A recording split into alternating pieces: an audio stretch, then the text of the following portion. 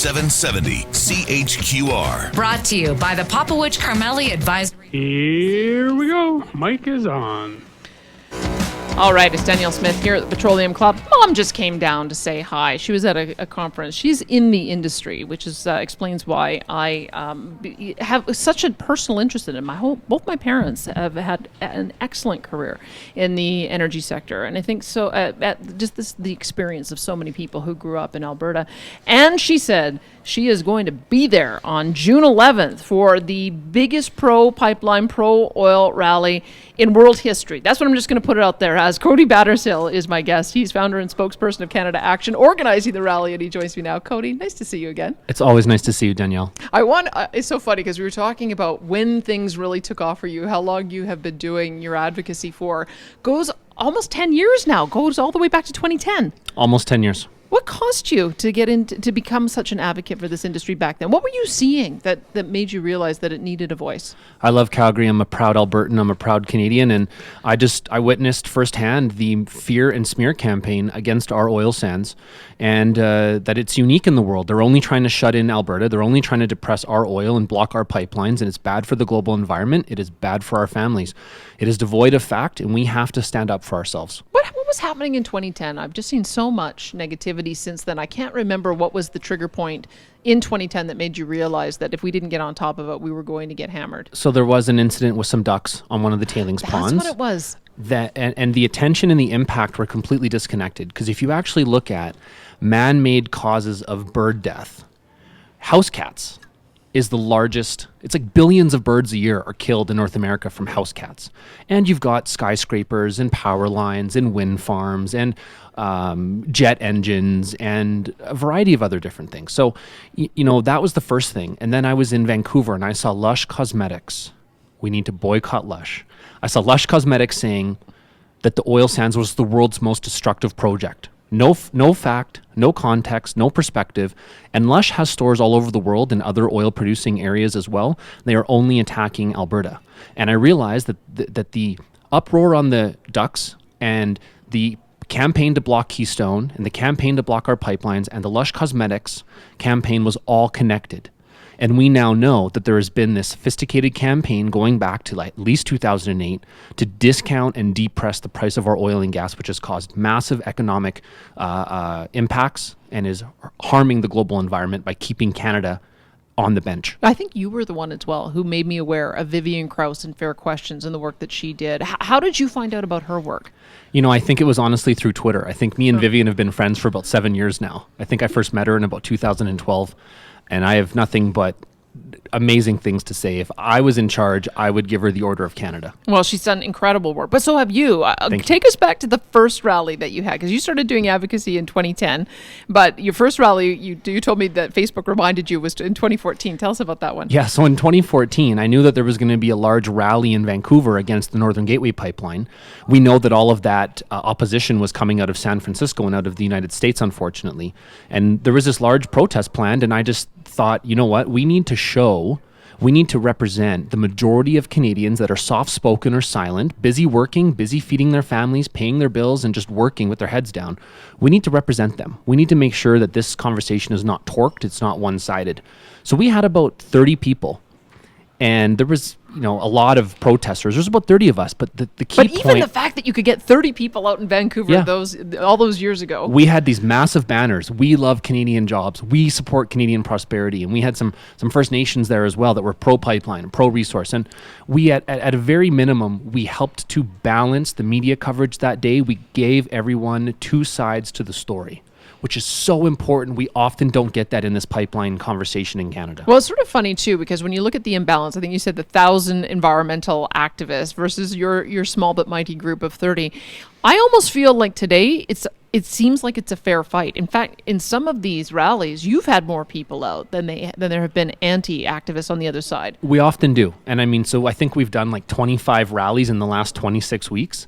And, many, many more over the last several years working with other amazing groups like Rally for Resources. And all the credit to Jeff and Nicole from Rally for Resources. But, we do have a growing fleet a chorus of people speaking up, organizing rallies, writing letters and posting online and wearing t-shirts and putting stickers on their vehicles, because the positive message of the I love Canadian oil and gas, I love oil sands, I love pipelines starts a conversation. And if you love something, you're proud of it, you're proactive, and you're going to stand up for it. When do you think things turned? Because you went from sort of fighting to get people out, 30 at your first rally, to now you had hundreds of people out. And some of your most successful, I think you've had over 1,000 people out.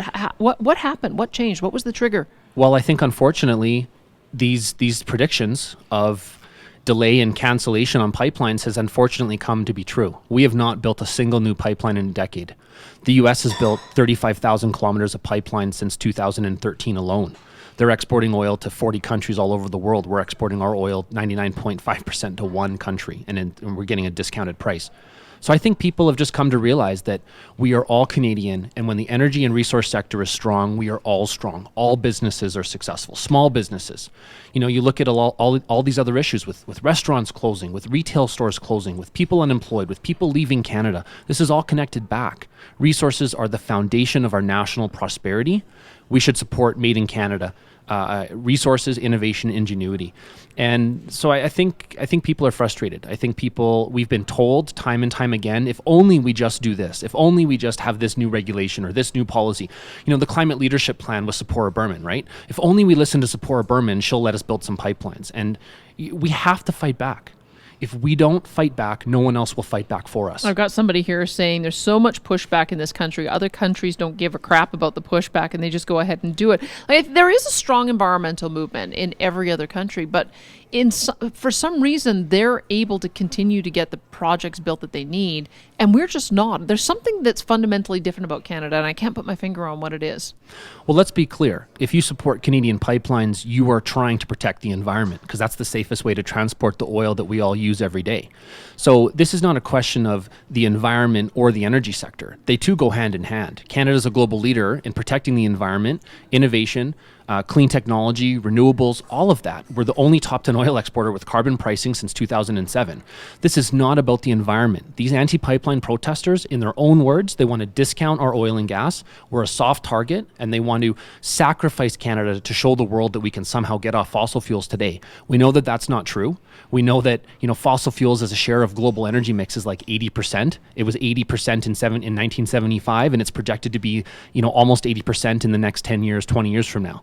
So we need oil and gas. It should come from Canada. The world needs more Canada, more of our world-leading standards and regulations.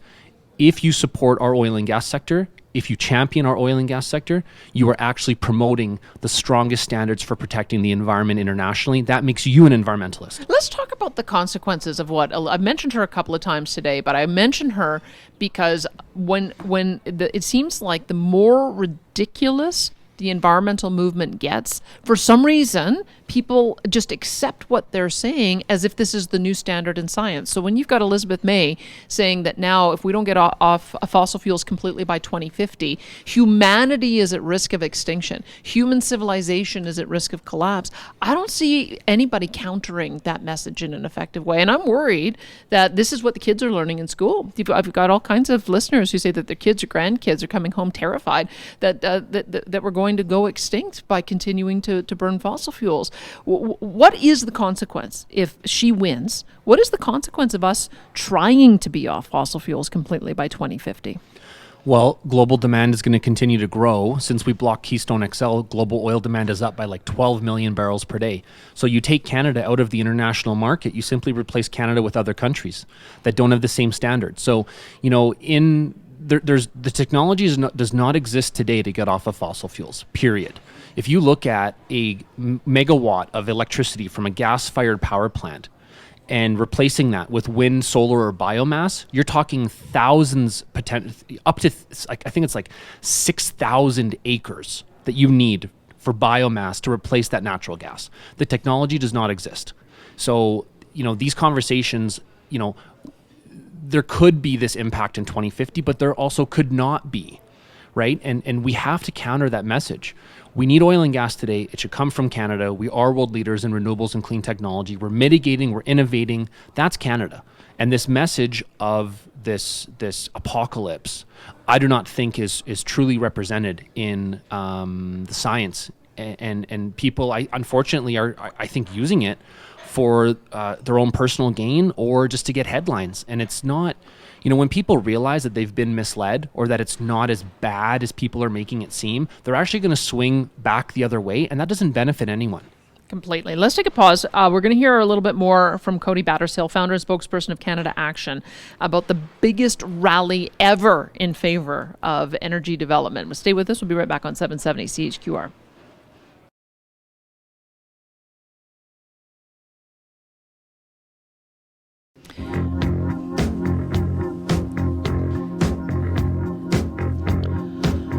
All right, got a couple of comments. I have someone saying, you always accuse the left or the eco people of exaggeration or torqued language, but that's exactly what you're doing here in promoting your side. They've never had a rally outside of a major city in Alberta that was bigger than a couple of hundred people. Well, their biggest rally so far was when Trudeau came to town and the police, because keep in mind, police have to do crowd control, so they have to have pretty good estimates. That was 2,700 people that the police believed were there. They've had hundreds of people out at other rallies. And I just want to get Cody to respond to that, just so that he can put it into context. It does seem to me that the more outrageous these environmental activists get, like look at them gluing their boobs to the sidewalk or gluing their hands together in pipes. That wasn't thousands of people doing that. There was a handful of people hanging off a bridge. It seems like they get massive coverage, completely out of proportion with the number of activists that are out. Well, they're often willing to, in the case of the bridge thing, they're willing to trespass. They're willing to endanger public safety, endanger first responders. We're not. And so everything that we do is within the letter of the law. We, of course, work with the police wherever we can. And it's really important just to note that, a lot of these big stunts that are being done, it's 5 or 10 people. We have had hundreds of people out across the country at a variety of different rallies, often with incredibly short notice. We don't have, like Greenpeace, I think they say they have 4 offices in Canada, right? We don't have those resources. So, it's not the same playing field. And if you look at polling, a majority of First Nations, a majority of Canadian premiers, and a majority of Canadians, including Canadians in BC, support the Trans Mountain Pipeline, want to see Canadian resources sold for the highest possible value internationally. Well, that's a certain measure of success right there. So let's talk about the rally coming up on June 11th, at which you are hoping to get 5,000 people. So doubling your best outcome. Yeah. That's pretty ambitious. We're excited. We're going to do it. I encourage everyone that's listening to come and join us. We've got hot dogs for the first 1,000 people. It's down at the outdoor zone at the Stampede grounds. We'll have lots of signage up. You don't need a ticket to the Global Petroleum show to enter. And if you actually come and you have one of our little handouts, you can actually get into the Global Petroleum show. That's a nice little thing they've done for us. We've got confirmed Premier Scott Moe from Saskatchewan, Minister Sonia Savage. We've got Mayor of Fort St. John, Laurie Ackerman. We've got Minister Greg Rickford from Ontario. And we've got BC MLA Ellis Ross. We've got national representation. We've got a band playing. We're going to have a bunch of banners. And, it's going to be a really important day. It's a week before the decision on Trans Mountain. We need to get our country back to work. Oh, well, I think the timing on it is perfect. One of the things I've noticed is that people who are not professional protesters, like they are in the environmental movement, sometimes they come out and they're not quite sure what they're supposed to do. What do you have available for people? What should they bring? What should they wear? What should they be chanting? What should they expect when they come to this rally? Most importantly, it's to come and sort of stand and show your support. It's to participate in the chant, participate in the rally, be a part of the energy. It's to share it online, take a selfie. We're going to have a photo wall there. Take a selfie and share that with your friends and family. If you have a Canada Action t-shirt, please wear it. If you want to make a sign, make a banner, right? Again, nonpartisan, factual, respectful. Polite, yes. Polite. It's very important. But just come and show your support. We are representing the majority of Canadians that support our responsible, world-leading, world-class, fair trade, clean tech, environmentally friendly oil and gas, energy and resource sector. Well, I'm so glad you're going to be doing it. Let's just make sure people know the details. So it's June the 11th, which is the Tuesday. And what time does it start? Starts at noon. Starts right at noon. So Right at people noon. on their lunch break would be able to come down, take the LRT down, have a hot dog, and participate in the rally. Hear some speeches, it sounds like, as well. Hear some great speeches, get inspired, and continue to be a part of this movement to get our country back to work. I'm going to be speaking very shortly with Energy Minister Sonia Savage. They're gearing up. I'm sure it's only a couple days now where they're going to be launching their energy war room. If you had some advice about the arguments that you have found the most persuasive, you've talked to a lot of people over the years. There are some arguments that are more persuasive than others. The left and the environmental groups are very good at playing on people's emotions, mostly fear. We don't seem to we seem to think, okay, well, let's counter it with a bunch of facts. What is this? But I think in some ways we have to find a similar emotional argument to make to counter. What do you think are the most powerful arguments we can put forward? I think the most powerful argument that we can continue to push is that the world needs more Canadian energy. There's an aspect to that that's sort of being proud of our country, just like we are of our Olympians, our national parks, and our sports teams. We should also be proud of our natural resource sector, understanding fundamentally how energy in the economy works. Money does not grow on trees. Energy does not come from the light switch. There's a much more complex system behind it. Truly understanding how Canada ranks. We actually have a website, howcanadaranks.com, that we're continuing to build out. We should be so darn proud of Canada in the global context for everything that we do to protect people and the planet. We should be champions. We should be singing from the rooftops. That's the message of positivity, of inclusiveness, and of respect we need to continue to promote. We have to counter every bogus piece of misinformation from the Leonardo DiCaprios of the world, and we have to organize, just like we're doing next week, to rally our support for a strong Canadian resource sector and a strong national economy. When you look at and I did go onto your website to see how we do compare. Give us some of the high-level things that you like to compare to show just how far ahead Canada is on so many measures when we look at other competitors. So a really interesting context is the world's top 10 oil exporters. So if you look at the world's top 10 oil exporters, Canada's the leader for social progress. We're the only country with carbon pricing initiatives that's going to be on heavy emitters in Alberta since 2007. We're fourth in the world for clean technology. None of the other top 10 oil exporters even come close. We're third in the world for hydroelectricity. We're ninth in the world for installed wind capacity. We're 14th in the world for solar generation. We're a leader in uranium, agriculture, aquaculture. We're a leading exporter of mustard, blueberries, pork products, wood products, you name it. Our resources are the foundation of our national prosperity, and compared to the world's other top exporters in most of these resources, we are the leader in democracy, transparency, equality, monitoring, peacekeeping, you name it. We're light years ahead of everyone else.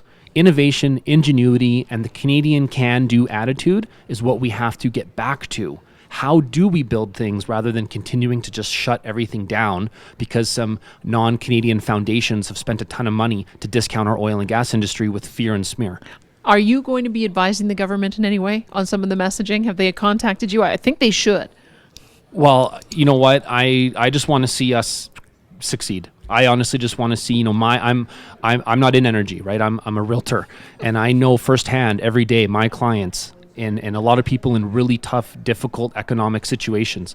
I want everyone to succeed. I want small businesses to succeed. I want kids that are in school that want to become engineers to succeed. We used to be known for our engineering, our knowledge, our know-how, and we exported that to the world. We should continue to export that to the world. That's one of the biggest ways we can help combat global environmental issues, is taking Canadian ingenuity and sending it global, exporting it globally.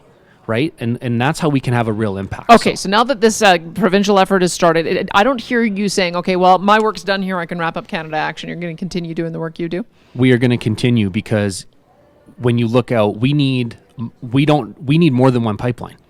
Global demand is growing, so Canada should be the last producer out of the pool when we don't need oil anymore, and however many decades or generations that is. So we need to continue fighting. A couple weeks ago we went to Toronto last minute because there was a protest for the Barclays Bank to stop investing in Canada. That is absolutely a bad decision for our economy and for the global environment. So we went there to do a little protest. That's going to continue. On issues of the environment, social responsibility and governance, Canada is the leader internationally. If you care about those things, you invest in Canada. Unfortunately, we're not seeing that right now. So we got a lot of fight left. We gotta support all industries. Like we got issues right now with canola. We got issues with pork. We got issues with beef potentially, softwood lumber, aquaculture. We have to support all resources in all provinces for all Canada. Well, I can't wait to see how many people you get out. 5,000 is a big target. I've got Wayne saying if you want people to at the rally, you have to give them the date and the time and the location multiple times.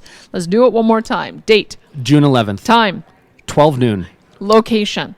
Outdoor area, the outdoor event space at the Stampede grounds for the Global Petroleum Show. It'll be well marked. Details at canadaaction.ca. You'll find the event on the menu there, or on Facebook, or on Twitter, Canada Action. Fantastic. And I'll see you there next week. Thank you, that was Danielle. Cody Battershill, founder and spokesperson of Canada Action. And if you've got time, get on the C train over lunch, go have a hot dog, and let's see if we can get it up to 5,000. Let's send that real message. It's a week out from the decision that we're expecting on Trans Mountain. This is the time to have your voice heard. Let's take a pause. When we get back, we'll be speaking with the Minister of Energy and MLA for Calgary Northwest, Sonia Savage. Stay with us on 770 CHQR.